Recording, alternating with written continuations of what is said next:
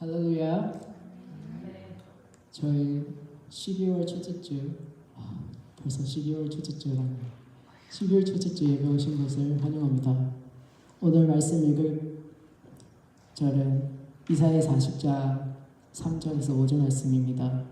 외치는 자의 소리여 이르되 너희는 광야에서 여호와의 길을 예비하라. 사막에서 우리 하나님의 대도로 평탄하게 하라.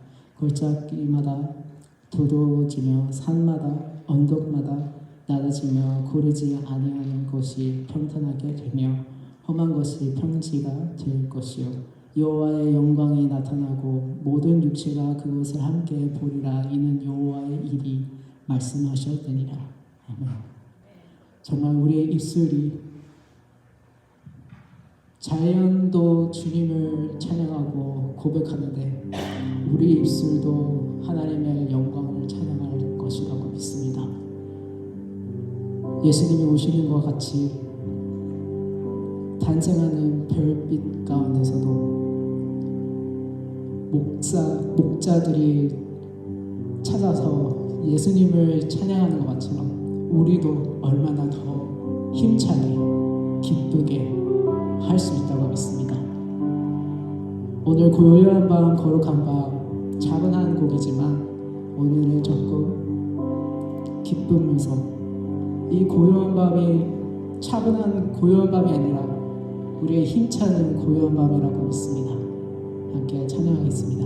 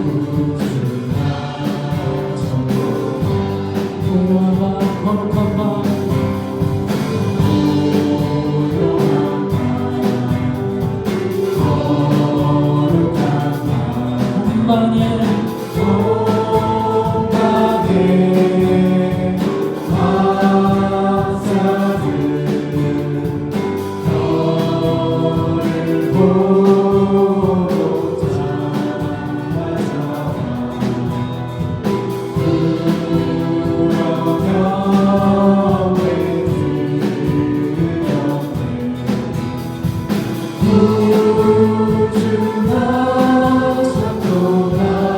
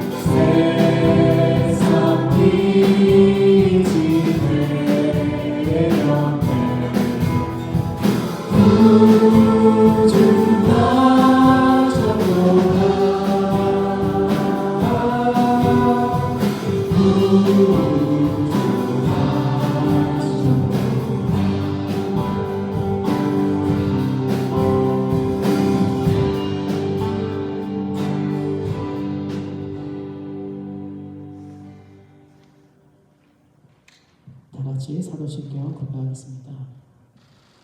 전능하사 천지를 만드신 하나님 아버지를 알겠사오며 그 외아들 우리 주 예수 그리스도를 믿사오니 이는 성령으로 되어서 동정녀 마리아에게 나시고 교도로 우리를 고난받으사 십자가에 못 박혀 죽으시고 장사 제4일에 죽은 자 가운데서 다시 살아나시며 하늘에 오르사 전능하신 하나님 우편에 앉아 계시다가 저에서 성자와 죽은 시작하시리라.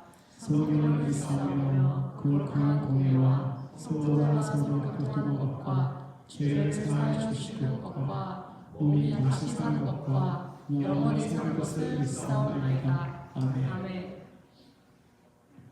아멘. 다 같이 박수 치면서 참 반가운 성도여 함께 찬양하겠습니다.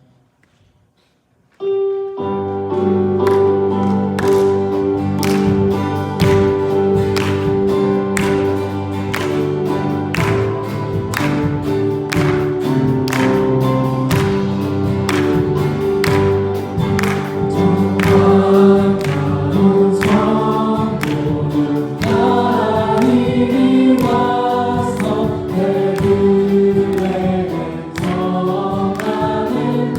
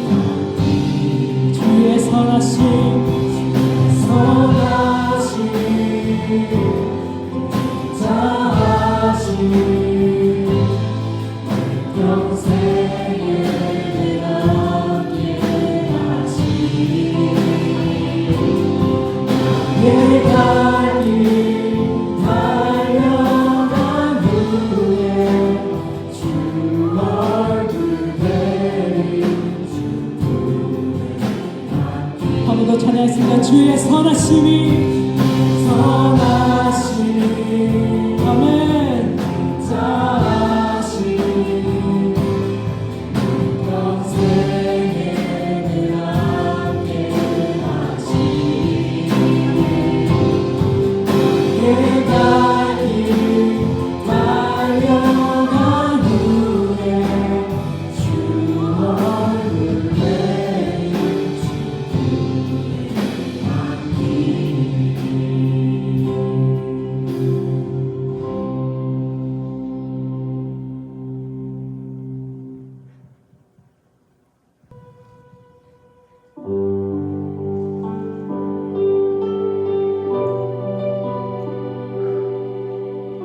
하나님의 계획은 크십니다. 우리가 그 계획을 알 수 없지만 그 계획 안에서 우리도 포함이 되어 있다고 믿습니다. 두려워하지 말라. 하나님은 우리와 함께 하십니다. 믿습니까? 보라, 너희는 두려워 말고 너희는 두려워 말고 보라 너희를 인도한 나를 보라 너희는 지치지 말고 보라 너희를 구원한 나를 너희를 치고 적은 어디 있느냐 너희를 억누르던 원수는 어디 있느냐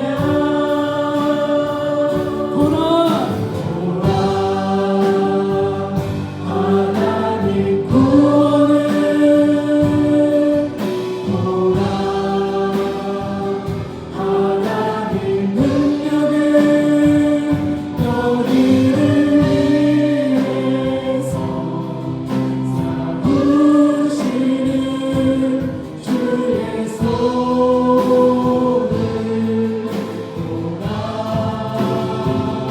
보라 하나님의 구원을 하나님 구원을 보라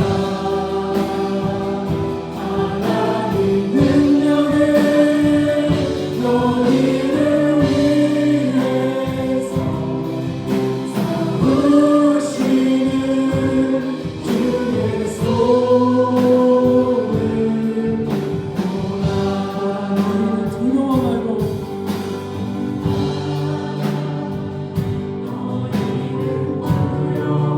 말고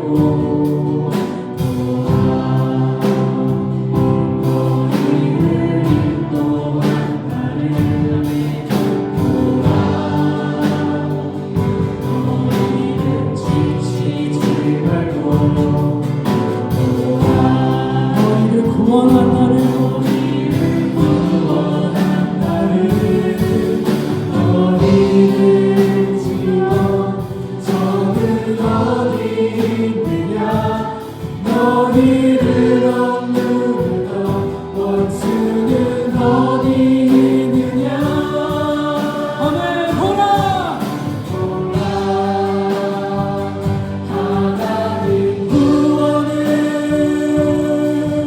보라 하나님 능력을 너희를 위해서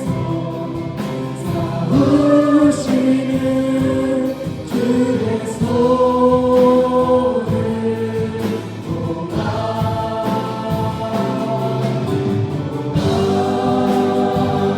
하나님 구원을 보라 하나님 능력을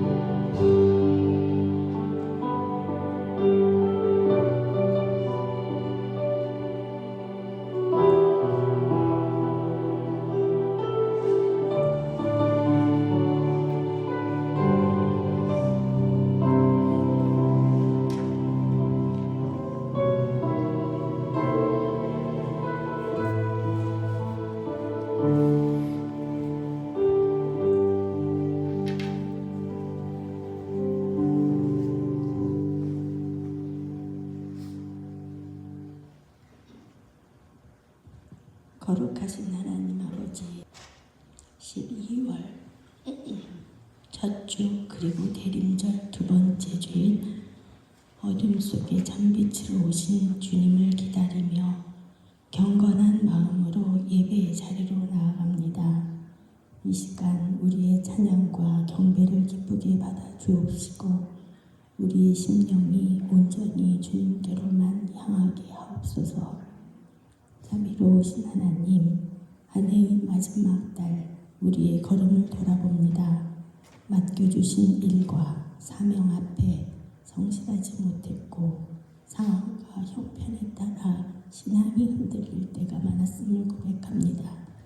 그러나 이 모든 부족함과 연약함 속에서도 우리를 포기하지 아니하시고 다시 일으켜 세워주신 그 은혜에 깊이 감사드립니다. 언제나 주께서 맡기신 자리에서 책임과 충성을 다하고 오직 믿음으로 행하며 꾸준히 주의 뜻을 이루는 것이 성도의 바른 자세임을 깨닫고 다시 한번 믿음의 결단을 할 수 있도록 도와주옵소서. 하나님, 우리 안에 숨어있는 교만과 자만을 주님의 빛을 비추어 드러내 주옵소서. 우리는 종종 남을 정죄하거나 가르치려 하며 나만이 옳다고 생각하고 내가 하나님을 더 사랑한다고 착각하기도 하며 또한 충분한 헌신이라 스스로 위로하며 자기 합리화를 하기도 합니다. 은혜와 겸손의 하나님 아버지께서 우리를 긍휼히 여기시어 우리의 반복되는 완고함과 어리석음을 용서하여 주시옵소서. 아무 일이든지 다툼이나 허영으로 하지 말고 오직 겸손한 마음으로 서로를 자기보다 낮게 여기라 하신 말씀처럼 겸손과 온유로 서로를 섬기며 주님의 사랑으로 교회를 세워가게 하옵소서. 사랑의 하나님, 우리를 향하신 주님의 사랑은 죽기까지 낮아지신 십자가의 사랑이었습니다. 그 사랑을 깨닫는 자마다 자기 십자가를 지고 주님을 따르는 말씀 앞에 순종하게 하시며 이러한 섬김과 희생을 영광으로 또 기쁨으로 여길 수 있는 믿음의 성숙함을 우리에게 더하여 주옵소서. 일시적 기분이 아닌 굳건한 믿음으로 형식과 위선이 아닌 진심으로 끝까지 변하지 않는 충성으로 이어지게 하옵소서. 선을 행하다가 낙심하지 말지니 때가 이르면 거두리라. 이 말씀 붙잡고 주님 오시는 그날까지 소망을 잃지 않고 인내와 사랑으로 우리의 걸음걸음을 지켜가게 하옵소서. 대림절의 촛불이 하나둘 켜질 때마다 우리 마음에 주님의 빛으로 환히 비추게 하시며 세상의 어둠과 냉랭한 마음을 모두 버리고 오직 주님의 겸손과 사랑과 헌신의 열매로 더욱 풍성하게 하옵소서. 이제 우리가 주님을 간절히 기다리듯 우리 옆 빈자리들이 주님을 사모하는 빛의 자녀들로 가득 채워지기를 진심으로 바라오며 사가랴의 기다림, 시므온의 기다림, 안나의 기다림을 본받아 믿음의 성숙과 연단과 하나님을 만나는 영광을 보게 하옵소서. 오늘도 드려지는 우리의 예배를 통하여 주님만이 홀로 영광 받아 주시옵소서. 예수 그리스도의 이름으로 기도드립니다. 아멘.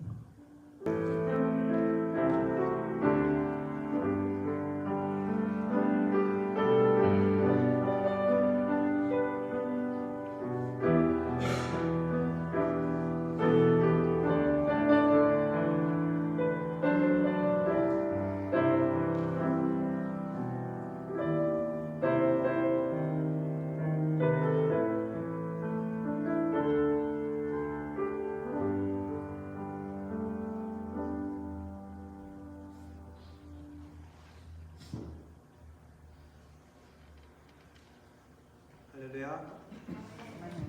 예, 주님의 이름으로 예배 오신 여러분 환영합니다. 우리 좌우로 앞뒤로 인사합시다. 안녕하세요. 반갑습니다. 잘 오셨습니다. 예, 12월 예배 첫 주입니다. 예, 오늘 첫 주 올해 첫 주 여성교회 원래회에 있다고 합니다. 여성교회분들 같이 참여해 주시고 10월 첫 주에 또 생일 축하 나중에 하도록 하겠습니다. 예, 매주 드리는 예배 온라인으로 라이브 스트리밍 되니까 함께 또 광고해 주시고 또 자리에 함께 하지 못하실 때는 또 시간 맞춰서 그래도 같이 예배 드릴 수 있었으면 좋겠습니다. 오늘 방문하신 분도 계시고 나중에 또 예배 끝나고 같이 나누면서 또 교제할 수 있었으면 좋겠습니다. 드린 헌금 위해서 기도하도록 하겠습니다. 살아계신 하나님 아버지 감사합니다. 오늘도 주님의 백성들 우리의 발걸음으로 그리스도의 몸된 공동체와 함께 한자리에 모여 예배드릴 수 있게 하시니 감사합니다. 하나님, 우리의 마음, 우리의 정성, 우리의 인생의 계획 하나님께 올려드리는 우리의 기도 모든 것들이 주님께 상달될 수 있는 시간이 되게 하여 주시고 하나님, 우리의 마음이 하나님께 드려지는 것처럼 하나님의 마음이 우리를 만나주시는 귀한 시간이 되게 하여 주옵소서. 하나님, 빈손으로 오지 아니하고 삶의 정성으로 예물을 드린 손길 특별히 기억하여 주셔서 11조로 감사의 예물로 주일 헌금으로 드립니다. 하나님, 어려운 형편 가운데서도 또한 믿음으로 드렸사오니 하나님, 그 모든 손길 가운데 하나님 축복하셔서 하나님이 삶의 모든 사업과 기업 가운데 하나님께서 축복하여 주시고 채워 주옵소서. 하나님께서 주시는 축복이 그 은혜가 성경의 30배, 60배, 100배의 결실의 약속처럼 영육 가운데 나타날 수 있도록 주님 인도하여 주옵소서. 주님께 드리고 주님께 헌신하는 그 모든 손길이 또한 이웃과 가정 가운데 공동체 가운데 나누는 손길, 베푸는 손길, 하나님의 이름으로 헌신하는 귀한 손길이 되게 하셔서 그 모든 축복과 나눔의 손길을 통하여 하나님의 뜻과 계획이 사랑이 위로가 또한 전달되어지는 전파되어지는 귀한 은혜가 있게 하여 주옵소서. 하나님 아버지, 드려진 헌금을 통하여 우리 하나님이 귀히 받으시고 우리 하나님의 나라가 확장되어지며 우리 예수 그리스도 이름이 땅까지 전파되어지고 하나님의 나라 공동체가 든든히 서가는데 귀한 예물이 될 수 있도록 주님 도와주옵소서. 하나님, 우리의 마음이 온전히 올려드려지며 주님과 함께 만나는 귀한 시간 되게 하시고 성령 하나님 함께 하셔서 주님께만 영광되는 귀한 시간 되게 하여 주옵소서. 예수님의 이름으로 기도드렸습니다. 아멘. 함께 일어나서 우리 하나님 말씀 읽도록 하겠습니다. 오늘 말씀은 누가복음 1장 5절부터 13절까지 같이 읽도록 하겠습니다. 제가 먼저 첫 절 5절 읽고 여러분들 그 다음 절 읽고 그렇게 교독하다가 마지막 13절은 같이 읽도록 하겠습니다. 유대왕 헤롯 때에 아비야 만열의 제사장 한 사람이 있었으니 이름은 사가랴요. 그의 아내는 아론의 자손이니 이름은 엘리사벳이라. 이 두 사람이 하나님 앞에 의인이니 주의 모든 계명과 규례대로 흠이 없이 행하더라. 엘리사벳이 잉태를 못함으로 그들에게 자식이 없고 두 사람의 나이가 많더라. 마침 사가랴가 그 만열의 차례대로 하나님 앞에서 제사장의 직무를 행할세. 제사장의 전례를 따라 제비를 뽑아 주의 성전에 들어가 분향하고 모든 백성은 그 분향하는 시간에 바깥에서 기도하더니 주의 사자가 그에게 나타나 향단 우편에 선지라. 사가랴가 보고 놀라며 무서워하니 천사가 그에게 이르되 사가랴여 무서워하지 말라. 너의 간구함이 들린지라. 내 아내 엘리사벳이 내게 아들을 낳아 주리니 그 이름을 요한이라. 아멘. 영어로 함께 또 읽겠습니다. In the time of Herod, king of Judea, there was a priest named Zechariah who belonged to the priestly division of Abijah. His wife Elizabeth was also a descendant of Aaron. 6절 같이 읽어주시기 바랍니다. 시작.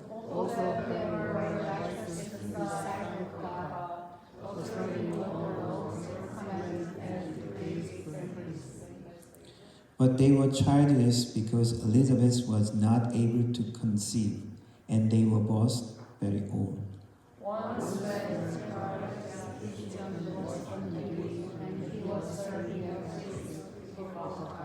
he was chosen by lot according to the custom of the priesthood to go into the temple of the Lord and burn incense.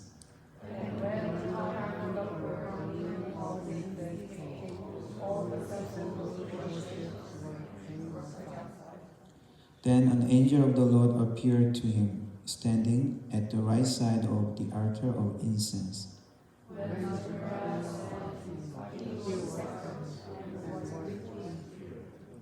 But the angel said to him, "Do not be afraid, Zechariah.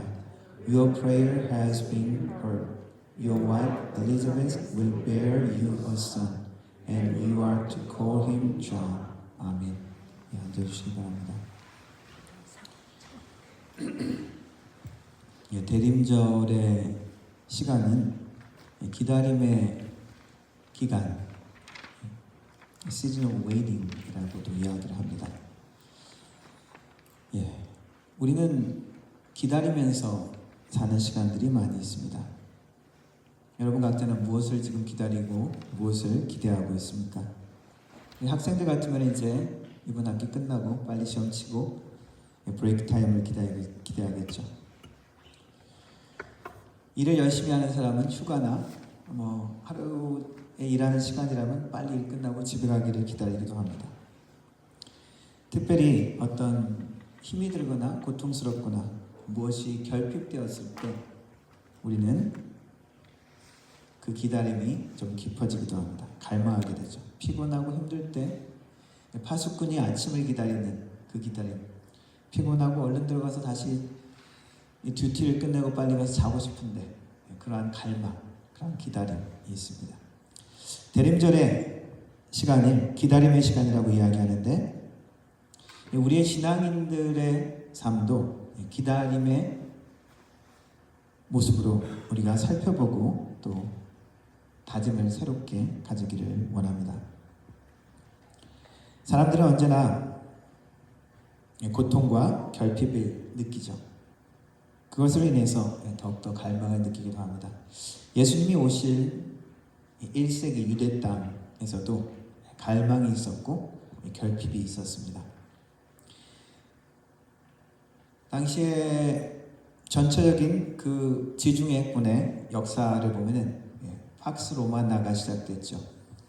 팍스 로마나, 로마에 의한 평화라는 뜻입니다.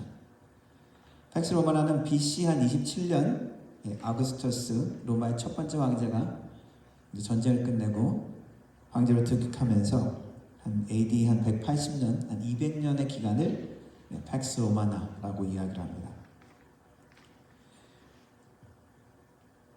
로마가 지배를 하면서 지중해권에 평화가 왔다라고 이야기를 하는 것이죠. 로마가 지배를 하면서 그 로마 제국 안에 그 지역에 있던 치안이 더 공고해지고 자유롭게 무역도 일어날 수 있고 해적이나 산적이나 그런 강도의 위협들이 많이 줄어드는 거죠. 왜냐하면 로마가 무력으로 치안을 관리하기 때문입니다. 그리고 로마의 지배하에서 각종 새로운 도시들이 발달하기 시작했고요. 그리고 로마가 그리스를 정복한 이후부터 그리스 문화와 융합돼서 문화도 새롭게 많이 발전했던 시기라고 할 수 있습니다. 그래서 팍스 로마나라고 이야기를 합니다. 그럼에도 불구하고 유대인들은 그 평화로운 시기, 번창하는 시기라고 느끼지 못했던 사람들이 많이 있었던 것 같습니다. 사실 그 평화라는 것은 로마에 의한 평화였죠.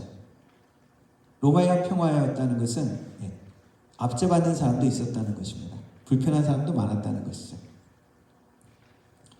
메시아가 탄생한 그 시기에 유대 사회에는 여러 갈망이 메시아에 대한 갈망으로 나오는 시기였습니다. 다양한 유대인들의 집단이 있었는데 그 각 집단마다 기대와 갈망이 있었습니다. 바리새인들은 구약의 율법을 새롭게 연구하고 우리가 율법으로 돌아가자라는 운동을 펼쳤던 사람입니다. 그들의 기대는 다윗 왕조의 회복이었습니다. 그리고 율법이 다시 완성되는 그 시대, 메시아를 통해서 이루어진다라고 기대를 했습니다. 그래서 메시아를 기다렸습니다.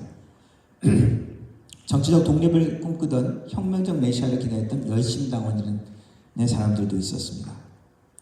또 SNF라는 공동체도 있었습니다. 쿰란 공동체라고 이끌어지는 이 사람들은 금식하고 기도하면서 메시아를 기다렸습니다.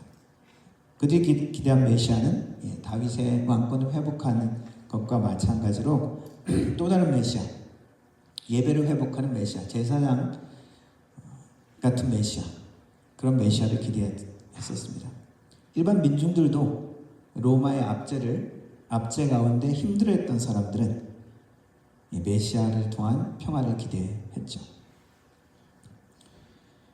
당시 역사가들의 증언들을 통해서도 이것은 알 수 있습니다. 유대 역사가 크리스찬이 아니었던 유대인 요세푸스는 당시 여러 메시아라고 주장하는 그런 인물들이 등장해서 대중들을 많이 선동했다라고 기록을 하고 있습니다. 그리고 아까 얘기했던 에센 학파, 이 사람들은 유대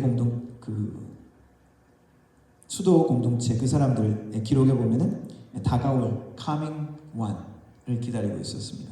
그것이 그 문서에도 빈번하게 언급되어 있습니다. 그리고 이방인들 로마의 기록들도 보면은 그 당시 유대 지역의 메시아적 열망에 대한 갈망으로 종종 반란들이 많이 일어났다라고 기록하고 있습니다.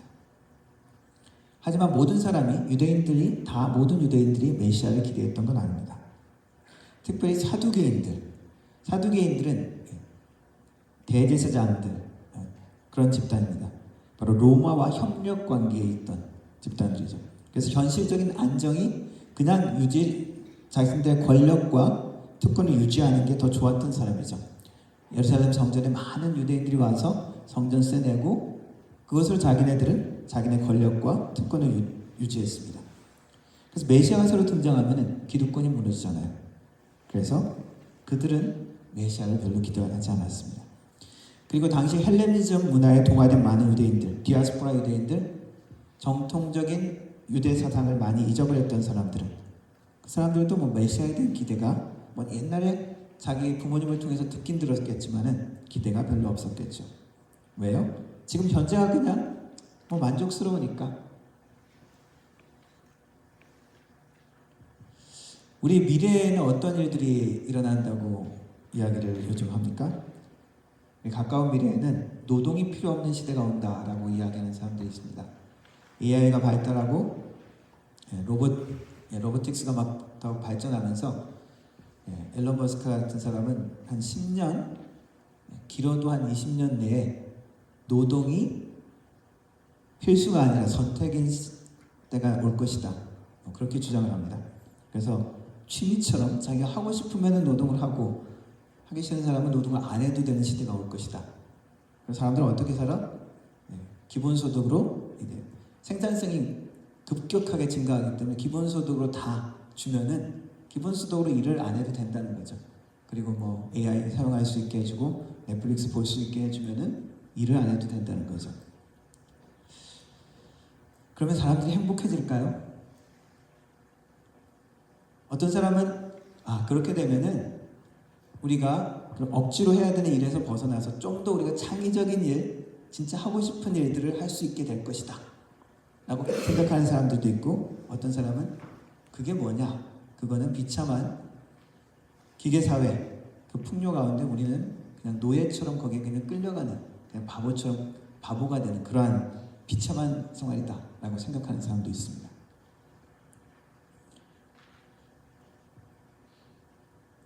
미래에 대한 기대가 어떠한 것인가에 따라서 기다림은 달라질 수 있습니다. 당시에 예수님이 오실 당시에 전통적인 신앙을 지켰던 구약의 유대의 예언의 말씀을 믿고 있던 사람들은 스가랴의 예언, 겸손한 왕이 나귀를 타고 다시 오실 평화의 왕이 오실 것이다 를 기대했고, 그리고 무너진 성전 성전 예배에서 다시 온전한 예배로 회복된 예배가 올 것 기대했다라는 사람도 있습니다. 이사야서의 고난받는 종에 대한 그 예언의 말씀을 기대했던 사람도 있고, 다니엘서에 나오는 하나님을 닮은 인자가 등장할 것이다, 공의와 평화로 다스릴 것이다, 그 말씀을 기대했던 사람들이 있습니다. 누가복음에는 이러한 메시아를 기다렸던 사람들이 등장합니다. 그 중에 대표적인 사람은 사가랴와 엘리사벳, 오늘 읽은 말씀에 등장하는 사람이고요. 그리고 시므온과 안나라는 인물도 있습니다. 하나님이 주신 예언의 말씀을 기억하면서 기다렸던 사람들이라고 할 수 있습니다. 오늘 읽은 말씀 사가랴는 제사장이었습니다. 말씀해 보니까 그들은 사가랴도 그렇고 아내 엘리사벳도 그렇고 아론의 자손이었습니다. 아비야 반열이라고 합니다. 왜냐하면 제사장들 그룹이 되게 컸기 때문에 당시 제사장들은 한 18,000명 정도 됐다고 합니다. 그러니까 아론의 자손이죠. 레위 자손 중에 아론의 계열에 있던 사람들이 이 제사장입니다. 그래서 대제사장은 아니었습니다. 그래서 그 많은 18,000명을 24그룹으로 나눠서 그 중에 한 그룹이 이 아비야 반열, 사가랴가 속했던 그룹이었습니다. 그래서 제사장들이 너무나 많기 때문에 늘 항상 그 사람들이 성전에서 봉사하는 것이 아니라 그 24개 그룹이 1년에 한 번씩 2주, 그러니까 52주니까 24개 그룹이면 한 2주 정도씩 되잖아요. 그리고 3대 절기, 6월절이나 오순절, 초막절에는 또 이제 특근을 하는 거죠. 가서 더 정전에서 막 봉사를 합니다. 바쁜 시간이니까요. 그 위의 시간에는 자기 고향에 내려가서 나름대로 고향에서 또 하나님 말씀을 가르치기도 하고 그렇게 했던 사람들이 제사장, 일반 제사장이라고 할 수 있습니다. 그런데 오늘 말씀해 보니까 사가랴가 그 아비야 반열이 마침 이제 그 그룹이 성전에서 봉사하는 시간이 됐다는 거죠. 그 2주에 사가랴가 마침 또 성전 성소 안에 분향하는 일에 뽑혔습니다. 한 그룹이 계산해 보면 한 700~800명쯤 되는데 그 700~800명 가운데서도 뽑아서 성소에 들어가서 분향하는 사람을 뽑는 거예요. 성전에서는 여러 가지 일들이 있겠죠. 사람들이, 백성들이 양을 가져오면 양도 잡아주고 그것도 치우고 성전의 모든 일들을 관리합니다. 그런데 특별히 성소 안에 들어가서 분향하는 일은 제비를 뽑아서 하게 됩니다. 사가랴가 들어간 곳은 지성소는 아닙니다. 지성소는 어디죠? 하나님의 법궤가 있는 장소죠. 저도 옛날에 항상 그 이미지를 찾아보면 법궤 앞에서 이렇게 사가랴가 이렇게 놀라는 장면이 나오는데 그건 아닙니다. 지성소가 있는 곳은 아니고 사가랴가 들어간 곳은 그 바깥의 성소입니다. 촛불이 있고 그리고 진설병이 있는 그런 장소죠. 그런데 이것도 제비를 뽑아서 들어가는 아주 일생에 한 번 있을까 말까한 기회였습니다. 마침 이 사가랴가 그 제비에 뽑힌 거예요. 그래서 아침 저녁을 올리는 그 분향, 백성들을 위해서 하나님 앞에 기도하는 이 향을 태우면서 기도하는 아주 명예로운 이 일을 맡게 되어지는 겁니다.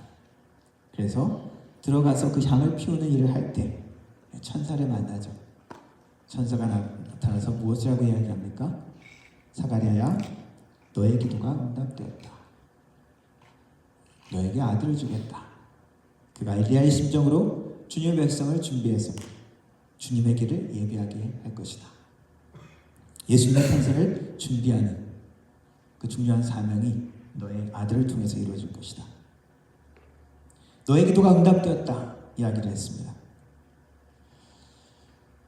사가랴는 의로운 사람이라고 그렇게 되어 있습니다. 제사장이고 율법이나 하나님 앞에 드리는 규례 흠이 없는 나름대로 잘 하나님 앞에 열심히 잘 살았던 사람입니다. 그가 열심히 기도했겠죠. 자녀를 위해서. 그러나 그 기대대로 자녀를 얻지 못했었습니다. 그래서 천사가 이야기했을 때 뭐라고 이야기합니까? 아이고 저는 나이가 많이 들었습니다. 내 아내도 나이가 많이 들어서 이제 애 낳을 시간은 지났습니다. 그렇게 얘기하는 것이죠. 꼭 불평이란 것보다도 하나님 앞에서 기대가 더 이상 할 수 없는 상황을 토로한 것이죠. 그때 가브리엘 천사가 이야기합니다. 나 가브리엘이야. 너 내가 누군지 아니? 나 가브리엘이야. 얘기하죠. 나는 하나님 앞에서는 가브리엘이야. 보통 다른 천사하고 달라. 그렇게 얘기하는 거죠. 그러면서 다시 한번 이야기를 합니다. 너가 내 말을 믿지 않았기 때문에 너는 아들을 낳기 전까지는 말을 하지 못할 것이다. 한편으로는 벌 같은 그런 시간을 갖게 합니다. 침묵으로 하나님의 약속을 이루는 것을 기다리게 되어지죠. 나이가 늙었고 아내도 나이가 많이 들었습니다. 그래서 더 이상 내가 바랄 수가 없습니다. 라는 그런 토로였죠. 그러나 이 모든 시간 이후에 또다시 침묵으로 하나님의 약속이 이루어지는 것을 기다리게 합니다. 마치 사울이 바울이 되어지기 전에 하나님의 예수 그리스도의 임재를 그 목소리를 듣고 난 다음에 눈이 먼 기간처럼 하나님 앞에 사가랴는 다시 한번 기도하면서 하나님의 약속이 이루어지는 것을 다시 기대를 품고 기다렸을 것입니다. 신기하죠? 하나님께서 일하시는 방식이 보면은 우리가 인간들이 포기한 순간에 그제서야 일을 시작하시는 경우가 많이 있습니다. 우리는 기도하지만 하나님 앞에 간구하고 우리의 기대가 부풀어서 하나님 앞에 막 간절히 나가지만 그때가 아니라 내 기대가 무너졌을 때 내 방법과 내 생각이 이게 좀 잘못됐나? 그렇게 의심들 때 그제서야 하나님께서 일하시는 경우가 많이 있습니다. 아브라함의 경우에도 마찬가지죠. 아브라함과 사라에게 하나님이 나타나셔서 다 늙고 이제 포기했을 시간에 말씀하시죠. 내년 이맘때 아들을 주겠다. 그러니까 어떻게 합니까? 사라가 웃죠. 아이고 이 나이에. 그런데 하나님이 일하시는 방식이 우리의 인간의 가능성이 제로가 될 때 그때 하나님의 100%로 일하시는 것을 보여주십니다. 어떻게 보면은 우리가 포기하는 것이 하나님이 일하시게 하는 조건이 되는 것처럼 모세는 어떠했습니까? 모세는 젊을 때 자기의 힘으로 능력으로 내가 이스라엘 백성들을 구원해야 되겠다. 그런 마음이 있었죠. 그러나 그 시도가 실패한 것이죠. 도망자로 40년의 세월을 보냈습니다. 40년의 모세가 미디안의 생활은 포기하는 시간이었죠. 사가랴의 침묵이 아이를 낳기 전 9개월이었다면 그리고 그 모든 시간들이었다면 모세의 40년은 비슷한 하나님이 주시는 침묵과 같은 시간이었습니다.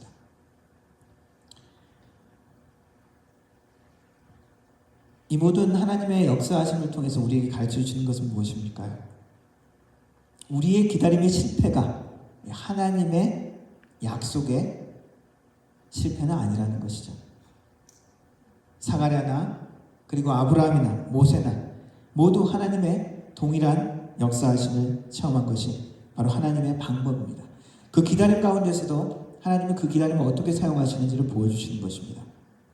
하나님의 약속을 받지만 비전을 받지만 현실의 거기서 나의 기대가 나의 방법이 나의 생각이 무너지는 것입니다. 그러나 그럼에도 불구하고 그것이 하나님의 때가 됨을 알리는 신호가 되는 것이죠. 역설적이지만 이것이 성경이 일관적으로 보여주시는 하나님의 방법이기도 합니다. 하나님께서 일을 이루시는 것, 하나님께서 하시는 계획, 방식은 우리의 믿음의 양에 따라서 좌우되지 않는다는 것입니다. 오히려 우리의 인간의 믿음이 바닥났을 때, 오히려 내가 충만하고 내가 막 그냥 어떤 열정이 가득될 때가 아니라 그것이 바닥났을 때 하나님의 역사가 더욱더 충만하게 하나님의 100%로 일하시는 것을 보게 됩니다. 사가랴를 통해서 보여준 것이 하나님의 일하심입니다. 기다림을 포기한 수밖에 없는 우리의 모든 상황 가운데서도 하나님은 우리에게 뭐라고 얘기하십니까? 그 기다림이 포기되는 그 순간도 나의 도구가 될 수 있다라고 말씀하시는 것입니다. 대림절의 기간은 기다림의 시간입니다. 우리의 기대는 흔들리지만 하나님의 신실하심, 하나님의 약속을 이루심은 변하지 않습니다. 오히려 기다림을 통해서 무엇을 가르쳐 주십니까? 우리의 무능력, 우리의 무력함, 그 가운데서도 여전히 기적을 행하실 수 있는 분이라는 것입니다. 우리의 기대가 끝나는 그 순간에도 여전히 우리가 소망을 품고 나아갈 수 있게 하십니다. 그분이 하나님이시라는 것을 보여주시는 것입니다.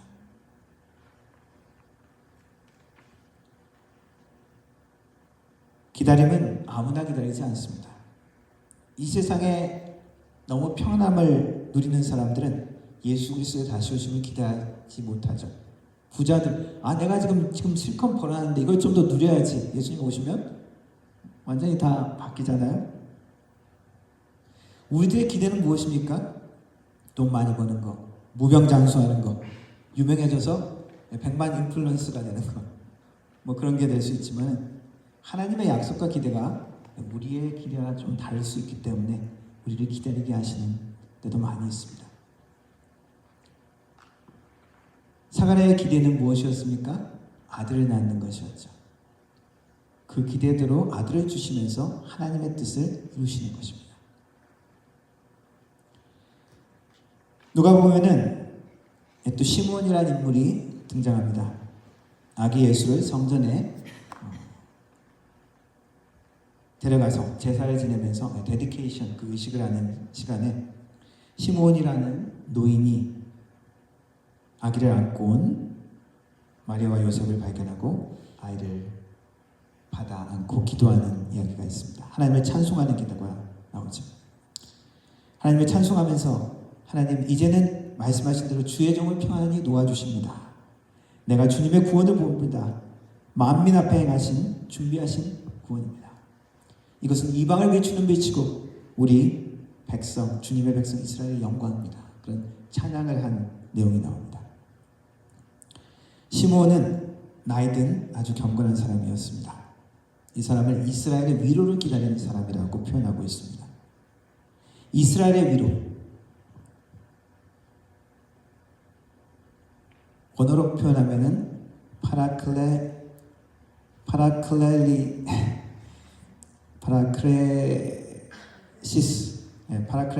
to 이스라엘, 이렇게 됩니다. 파라크레시스, 어디서 많이 듣던 이름이죠. 어디서 들었습니까? 성령님의 이름 파라크레토스, 그죠? 위로라는 뜻입니다.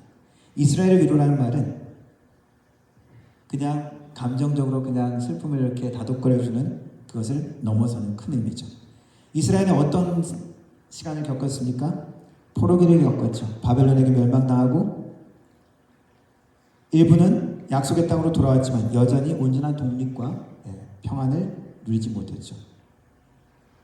포로로 끌려간 사람들은 페르시아 제국을 거치고 헬라 제국을 거치고 지금 로마 제국을 거친 가운데서도 그리고 온전한 이스라엘 나라를 회복하지 못했습니다. 그 백성에게 주시는 하나님의 약속이 무엇입니까? 이사야서에 주신 약속. 너희들은 내 백성을 위로하라. 하나님의 위로죠. 이스라엘의 회복인 것입니다. 하나님의 나라의 회복인 것입니다. 그리고 또한 다윗 왕조의 회복인 것입니다. 다윗에게 하나님께서 약속하신 게 무엇입니까? 너를 통해서 영원한 왕조를 이루겠다. 이 땅의 왕조가 어떻게 영원할 수 있습니까? 예수 그리스도를 통해서 이루어지는 영원한 왕조죠. 어쨌거나 이스라엘 백성들은 다윗의 왕국이 회복되는 그것을 바라고 있죠. 그것이 이스라엘에게 그 슬픔과 압제와 핍박 가운데 주시는 위로였습니다. 그리고 이것은 이스라엘뿐만 아니라 이스라엘 넘어서는 만민, 모든 세상에게 비추는 빛이라고 이야기하고 있습니다. 그리고 이스라엘의 영광이 된다고 이야기하고 있죠. 그리고 이 위로는 감정적인 위로로 끝나는 것이 아니라 죄와 부패 가운데 무너진 영혼들이 회복되어지는 그러한 위로입니다. 구약에서 하나님의 징벌을 이야기했을 때 징벌 가운데 그 땅에서 쫓겨나는 것이죠. 그리고 다시 돌아올 때 어떻게 이야기합니까? 그 땅이 치유받고 위로받았다고 표현합니다. 죄와 그 심판에서 회복받는 것을 의미합니다. 이스라엘이 넘어선 온 땅에 비춰지는 하나님의 빛이라고 표현합니다. 시므온이 기다린 것은 이러한 이스라엘 위로 모든 세상에 비춰지는 하나님의 영광, 빛, 회복, 구원을 의미하는 것입니다. 시므온의 기도가 어떻습니까? 내가 주여 이제는 말씀대로 종을 편안히 놓아주십니다 라고 고백을 하죠. 그렇다는 것은 무슨 의미입니까? 이 기다림이 쉽지 않았다는 것이죠. 힘들었다는 것입니다. 인내해야 했다는 것입니다. 그러면서 전생의 소원이었다는 것이죠. 이제 뭐라고 얘기합니까? 이제 내가 죽어도 여한이 없다. 야곱이 죽었다고 생각한 요셉을 다시 만나면서 뭐라고 이야기합니까? 이제 나는 죽어도 여한이 없다 라고 이야기하죠. 시므온의 고백이 그러한 간절함 가운데 하나님 앞에 나갔던 평생이라는 것입니다. 힘들지만 인내해야 했지만 그 모든 것을 보상해 주는 시간이었다는 것입니다. 현실에 너무 만족할 때는 우리는 하나님을 기다리지 않습니다. 왜? 그냥 이것이 괜찮으니까. 무슨 위로가 필요해요? 지금이 기쁜데 좋은데? 그러나 하나님의 위로를 기다리는 사람은 하나님 안에서 영적인 것을 보게 되는 것이죠. 노아를 하나님의 위로라는 이름으로 표현합니다. 노아라는 뜻이 위로고 쉼이라는 것이죠. 노아를 통해서 어떤 일이 일어난 것입니까? 죄와 부패로 악이 가득한 땅이 어떻게 된 것입니까? 그것이 씻김을 받고 심판을 받은 이후에 하나님이 위로를 선포한 것이죠. 우리는 하나님의 위로를 기대해야 됩니다. 이 세상의 방법이 아니라, 이 세상의 번영이 아니라 우리의 죄와 사망의 심판이 끊어진 하나님의 위로. 시므온이 기대하고 평생 인내해야 했던 것은 그 하나님의 위로였습니다. 또 누가복음에는 안나라는 인물이 등장합니다. 이 여인은 기도와 금식으로 메시아를 기다렸습니다.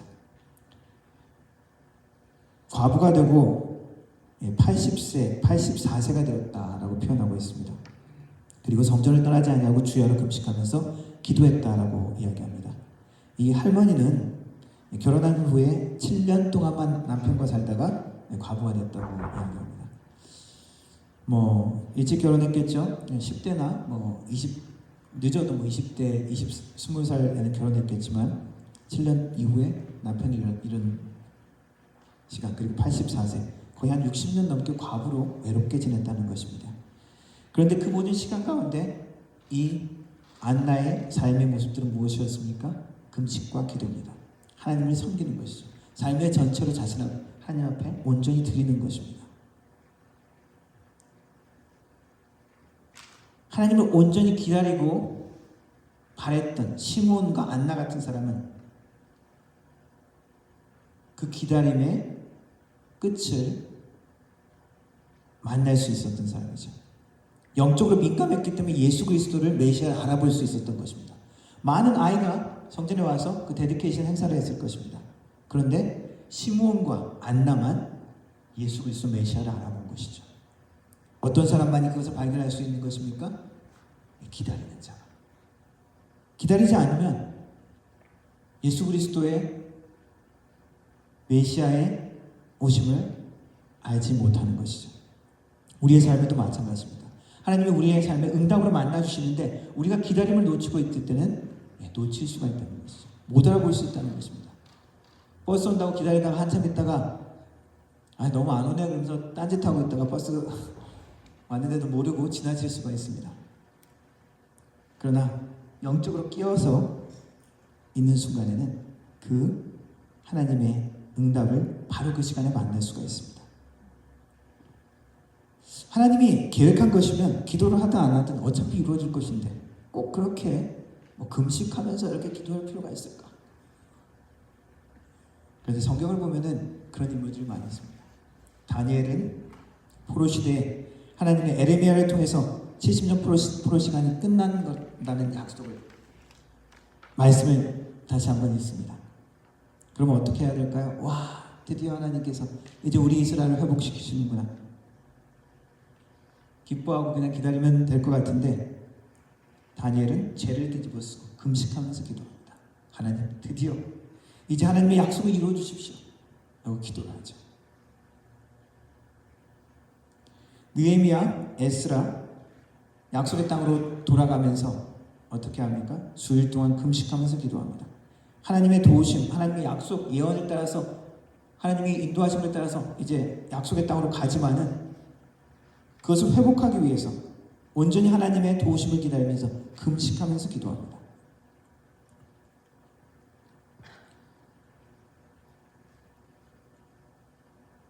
금식하면서 기도한다는 것은 어떤 의미가 있을까요? 나의 방법, 인간적인 방법을 내려놓는다는 것입니다. 하나님의 전적인 은혜가 필요하다는 것을 다시 한번 고백하는 것이죠. 그리고 이것은 섬김입니다. 금식으로 섬긴다는 표현들을 많이 합니다. 하나님이 섬기고 높이고 드리는 것, 내 삶을 바치는 것, 헌금으로 드리는 것도 바치는 것이지만 내가 금식하면서 나를 절제하고 나를 준비하는 것, 하나님께 드리며 바치는 것입니다. 온전한 기다림에, 기다림 가운데 나를 드리는 그러한 모습 중에 하나입니다. 인간적인 힘을 내려놓고 하나님을 온전히 의지하는 시간입니다. 내 힘으로는 더 이상 이룰 수 없습니다 라고 고백하는 것입니다. 하나님의 시간표에 나의 시간표를 맞추는 것입니다.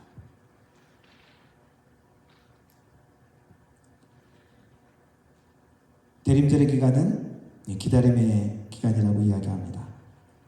그러나 우리가 사는 시대는 기다림을 잃어버린 시간입니다. 예전에는 어디 나가서 누구를 기다린다 그러면 어떻게 기다렸습니까? 진짜 기다렸죠.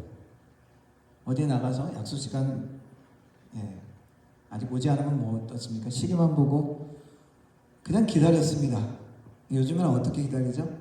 셀폰 보면서 기다리죠. 영화 보면서 기다릴 수도 있고.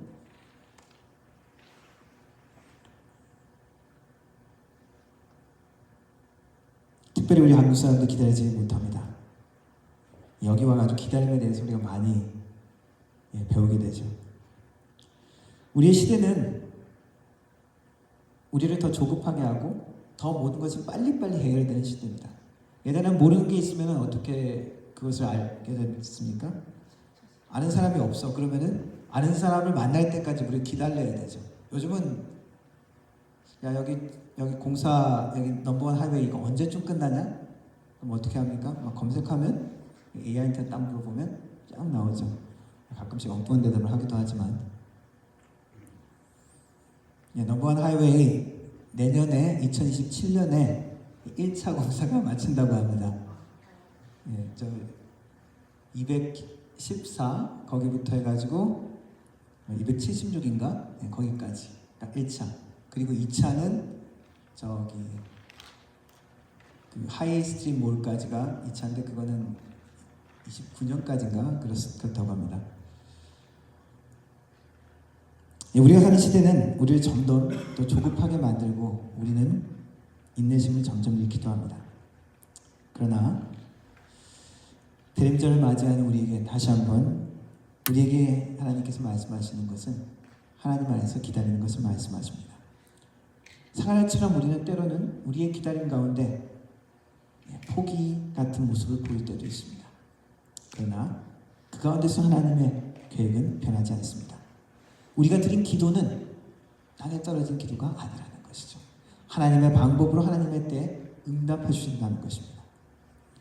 시므온처럼 안나처럼 간절한 마음으로 때로는 금식하면서 나를 드리면서 하나님 앞에 기도하고 나아가기를 원하십니다. 그 가운데 내가 하나님이 원하시는 사람으로 준비되는 것이죠. 소극적으로 그냥 인내하는 것이 아니라 하나님께 적극적으로 나가는 관계적인 그런 신뢰 가운데 우리의 기다림은 우리를 더욱더 성숙되어지는 시간이 될 수 있습니다. 기다림 가운데 우리가 놓치지 말아야 할 것은 우리가 하나님을 여전히 바라봐야 된다는 것입니다. 기다림 가운데 딴 데 우리의 시선을 돌리면은 큰 실수를 할 수도 있습니다.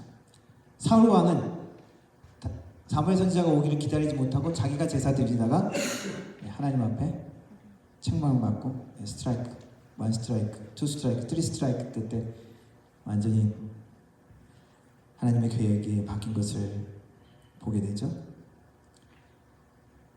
기다리다가 지칠 수는 있는데 다른 것을 바라보는 것은 안 됩니다. 이스라엘 백성들도 모세를 기다리다가 금송아지를 만들었죠. 아브라함과 사라도 하나님의 약속을 기다리다가 하갈을 취해서 이스마엘을 낳았습니다.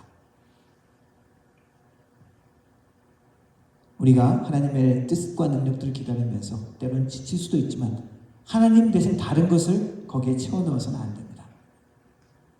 열 처녀가 기다리다가 기름을 준비하지 못한 5 처녀는 그 기름을 다시 준비하러 가다가 신랑을 맞이하지 못한 이야기가 있습니다. 기름을 준비한 5 처녀는 신랑을 맞이할 수 있었죠. 우리의 기다림은 우리의 기대, 우리의 지침을 만날 때가 있습니다. 그러나 그때 다른 것으로 채워넣으면 안 됩니다. 하나님의 성령으로, 하나님으로 채워넣어야 됩니다. 우리의 기다림이 사가랴의 모습과 비슷할 수 있습니다. 그러나 하나님은 우리의 기다림 가운데 우리를 잊지 않으십니다. 우리가 드린 모든 눈물의 기도, 우리가 드린 모든 헌신들 하나님은 기억하고 계십니다.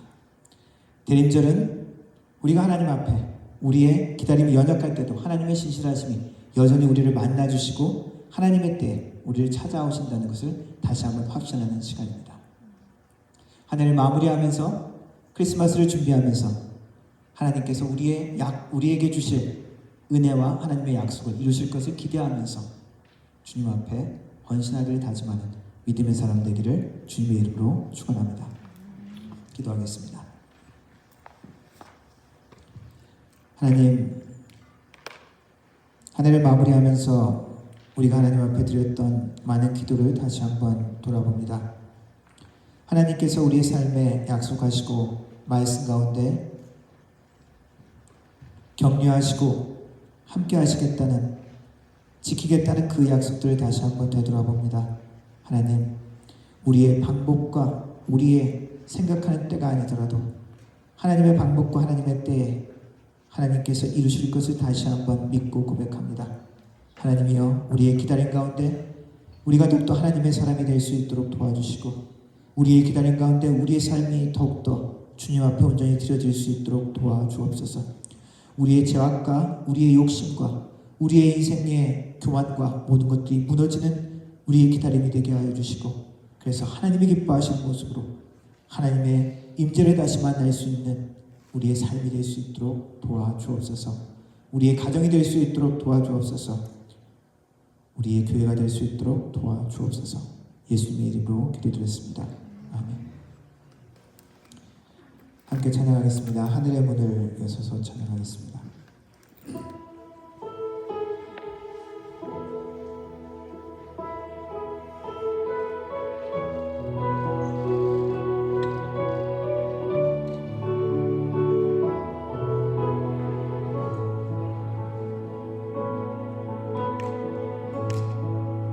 하늘의 문을 여소서,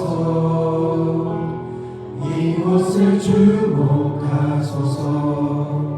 주를 향한 노래가 꺼지지 않으니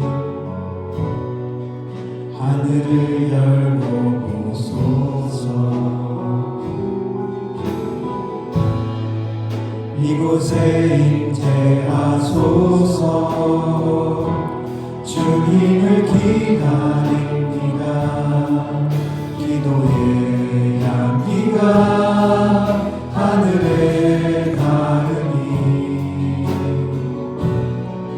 주여 임재하여 주소서. 이곳에 오셔서 이곳에 앉으소서. 이곳에서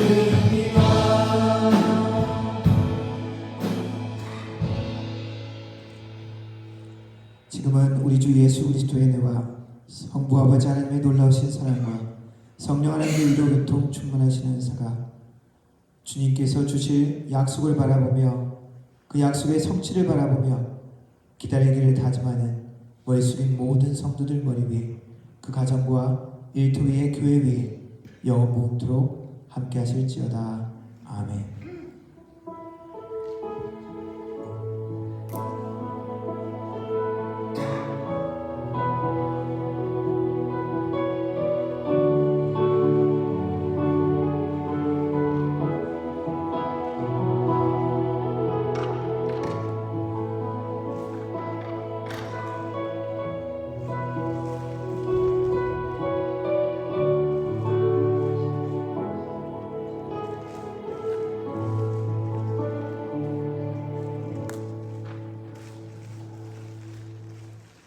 예배를 마쳤습니다.